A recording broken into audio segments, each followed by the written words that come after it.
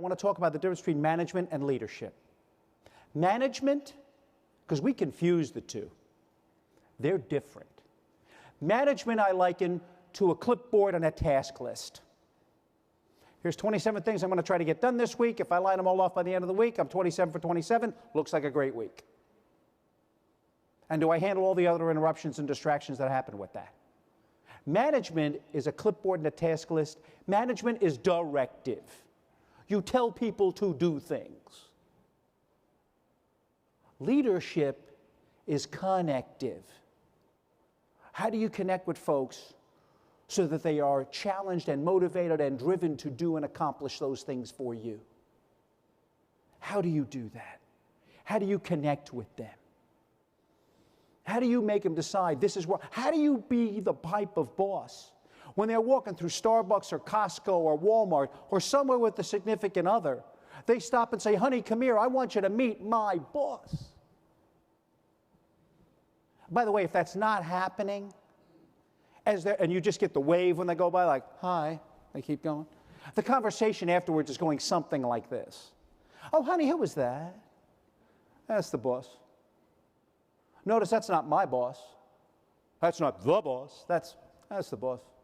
That's the guy I work with. That's the gal I work with. There's a difference. Management is directive, what they get done. Connective is leadership, how they get it done. And I want to talk to you about how you can do that. I think there are 4 expectations your folks have of you.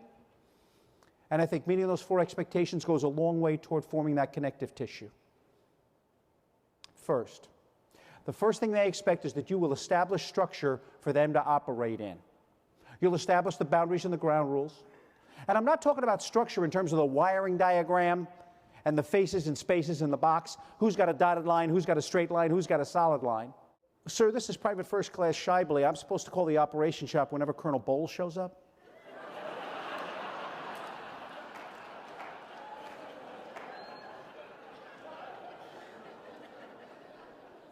Really? Stand by. Our sergeants have this wonderful spidey sense. And Master Sergeant Cheney was sitting at his desk. He started doing one of these. He finally spun all the way around. Sir, you're here. I said, yeah, Shibely wants you to know I'm here. That's pretty funny.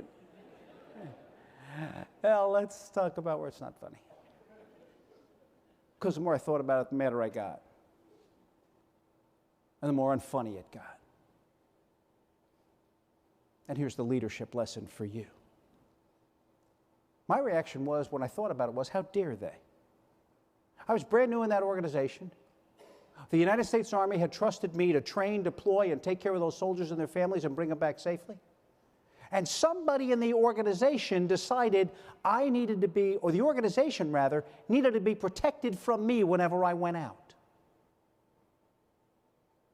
How dare they? Now, some of you are very politely in the dim light here, inwardly rolling your eyes going, oh, lighten up, Bowles.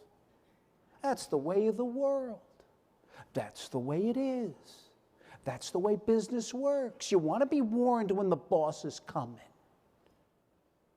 And you can have that opinion if you can answer one question. If you can answer one question. So the challenge with risk is, how do you set the stage? How do you set the conditions so that folks come to you and say, I know it looks like you got it all figured out, but I got a question, a reservation about this. Can you give me a second? Because you have to set those conditions, because they won't. They'll think you know what's going on. They'll think you got it covered because you're the boss. You're the leader. And what you have to do is, on occasion, what I had to do was be humble enough to say, there might be something I'm missing here. Would somebody tell me what it is so you don't wait till afterwards and you tell me you knew this was going to happen? And sure enough, first couple of times I did that, what was the response? Oh, no, sir, you got it. Hey, go get him, sir. The second or third time they went, well, since you asked. But the fourth or fifth time, they'd start coming and going, sir, can I talk to you for a minute? So you got to be persistent, you got to set it over time, but you got to help them identify, balance, and mitigate risk. I find it especially challenging for older folks because older leaders are challenged, they think they are challenged, connecting with the younger digital generation. Let me break this to you gently. They don't mind connecting with you, they just don't want your fingers on the keyboard. They just don't want your fingers on the keyboard. They're happy to connect with you, they're happy to talk with you. You just got to understand they're different. Now, I hear people say all the time, these millennials, God, they're difficult. God, they're challenging. Oh, shut up. June 1976, Vincent E. Bowles, commissioned in the Army about 3 weeks. I knew how to stand in front of that sign that says reserved for any second lieutenant and put a uniform on, and that was about it. I couldn't have poured water out of a boot if you printed tip on the heel. That's pretty clueless. Who works for you?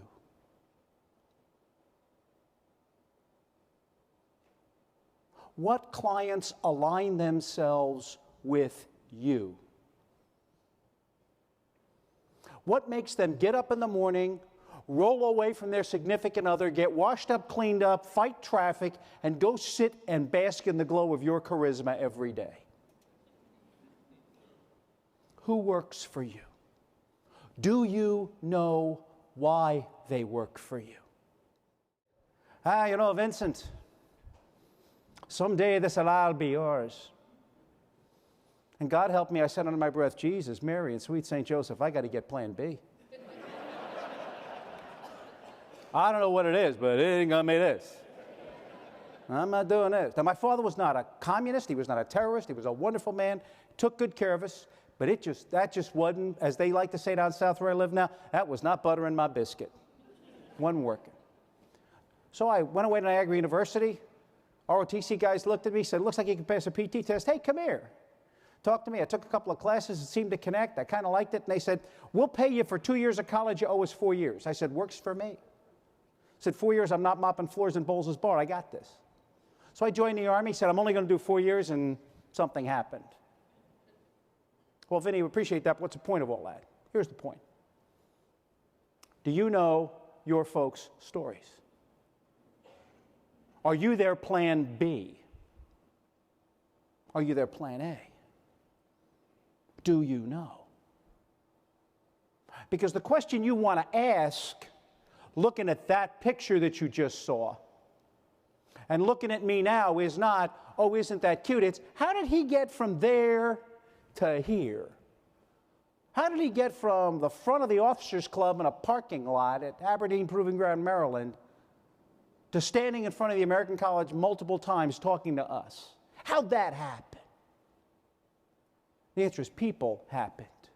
People reached out and touched me, grabbed me, and made sure my best got better. They committed themselves to working that. Who are you touching? Who looks like that back where you're working? They don't have a 5-year plan. They're trying to get to Friday. And a word from you, an insight from you, some guidance from you, some leadership from you could make all the difference from a career just plodding along to a career taking off and doing pretty well. And I'm a living example of that. Fair enough? Yeah. So let's talk about that. First, I want to talk to you about I'm going to talk about what your job isn't. I'm going to talk how you connect with your clients and your workforce. I'm going to open the floor up for a Q&A. Let's get the roles sorted out. You got questions, I got answers, all right? They tell me I can't get paid unless I answer 4 questions. I'm the only thing between you and a break. It's mean you're not leaving till I answer 4 questions. And then to wrap it up, just so you don't go running out when the Q&A is done, I got a couple of thoughts to leave you with. So that's what we're going to go on. First of all, if I talk to you about what your job isn't, let me open the floor to questions. Questions, please. About this, my presentation, the world that's going on, kind of how things are working. what I think about the election. I can say that now I'm retired. I can have an opinion. Sir, please, brave man, first up. How did you take care of the problem in the shop?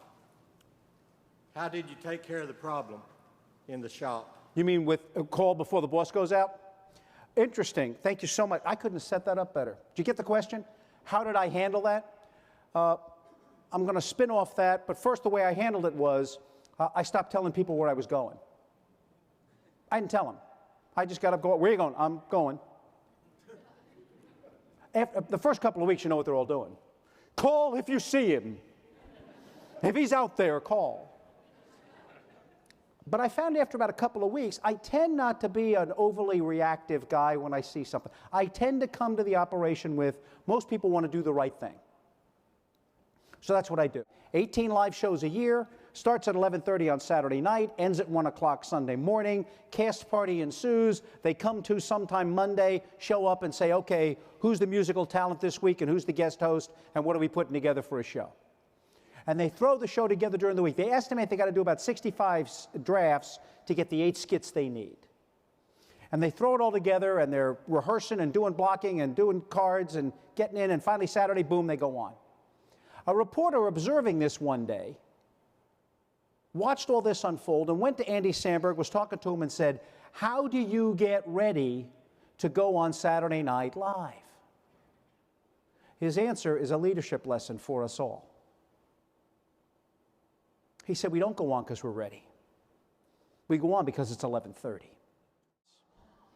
While you've been flying across the Pacific, while you're flying back across the Pacific to go home, you're going to be thinking about your job.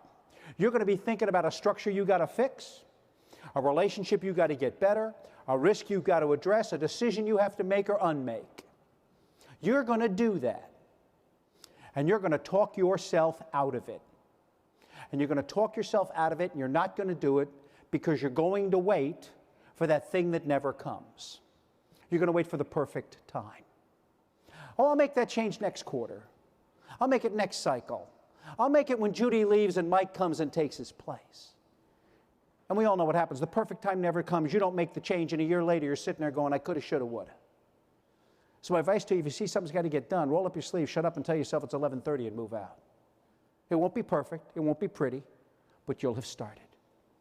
Again, thanks so very much to the American College for what you do and what you don't do. Please keep our soldiers in your prayers. Thank you so much.